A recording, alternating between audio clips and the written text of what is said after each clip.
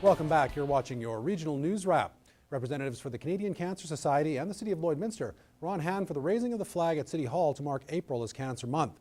The official Relay for Life kickoff was also held. There are 30 teams registered already, with organizers hoping for 100 by the time the event begins on May 27th. The money that is raised through any of our fundraising events, whether it's Relay, Daffodils, or the residential campaign, goes to the Canadian Cancer Society, and that money is then used basically in 5 areas: support, information, prevention, advocacy, and research. And while that research is directed at finding a still elusive cure, there have been great strides in the fight against cancer, including increases in survival rates and improvements in the well-being of those undergoing cancer treatments.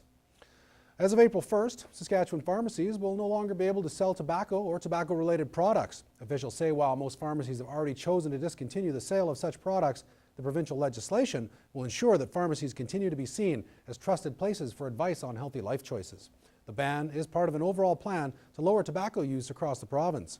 As we look at reducing the use of tobacco, banning the sale of it in pharmacies and banning the use of tobacco in other public places is just one measure that we can put in place to reduce opportunities for tobacco use. And the laws are now similar in both provinces as Alberta implemented this legislation in 2009. A unique fundraising tool that resembles a popular household fixture is now making its rounds across Lloydminster. The annual Flush Away Cancer campaign kicked off at Service Credit Union. Flush is sporting a new high-tech feature for 2011. Organizers hope that adding a wireless debit machine will help generate more money for the cause. Last year we raised $6,000 in a 2-month period with Flush Away Cancer, so it's going to be tough to beat, but at the same time we hope if people do see that to it, they have a more tendency to maybe make that $10 or $20 donation, where they normally would just have to walk away because they don't have the cash on them. Flush will be all over the border city over the next couple of months as it's scheduled to stop by around 50 different businesses. While most fundraising efforts involve people simply donating to a charity, there are a few that involve a bit more work. Some strong-willed Lakeland College students and staff put themselves on hunger strike for 30 hours. Peter Walsh is an instructor at Lakeland College. He's put himself through the pain of the 30-hour famine several times and believes these types of fundraisers can help people gain perspective on what's really important in life. It hasn't changed at all for me in the number of times I've done it. It's the same every time. And actually, when you get to the 30th hour, very often you could probably go another day at that point because your body's already made adjustments. So you've gotten over it. So far, the group has raised $1,500 with the funds going towards World Vision.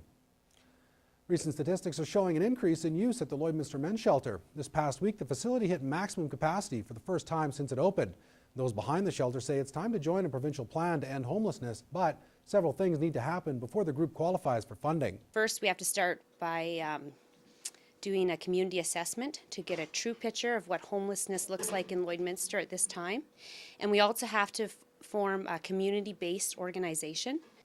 With this new plan of action, society officials are asking community members to step up and help. And they say donated items like toothbrushes, toothpaste, toilet paper, and socks are always welcome. Four Wing Cold Lake unveiled the 2011 CF18 Demonstration jet. The jet will travel to air shows throughout North America. Captain Eric O'Connor has been chosen as this year's pilot, and he says he's honored to be picked. To be able to take the airplane, travel across North America, and display the capability of the aircraft, flying the aircraft to its upper limits, is a great privilege. This summer, the CF18 will fly in 15 different air shows. The first one is in Missouri at the end of May, but the demonstration crew will return to Four Wing on June 18th during the Maple Flag exercise. Canada's largest grain handler announced that major changes are in store for a couple of our region's grain elevators.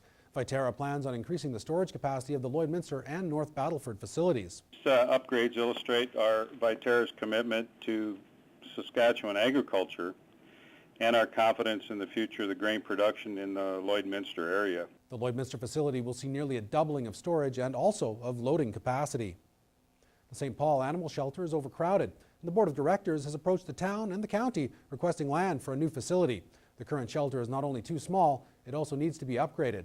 Shelter officials say getting the building isn't the issue, it's finding land to build on. We need serviced land, and they're going to try and see, the town and the county are working together to try and see if they can get us an area of land that it wouldn't hurt anybody, yet still be part of everything.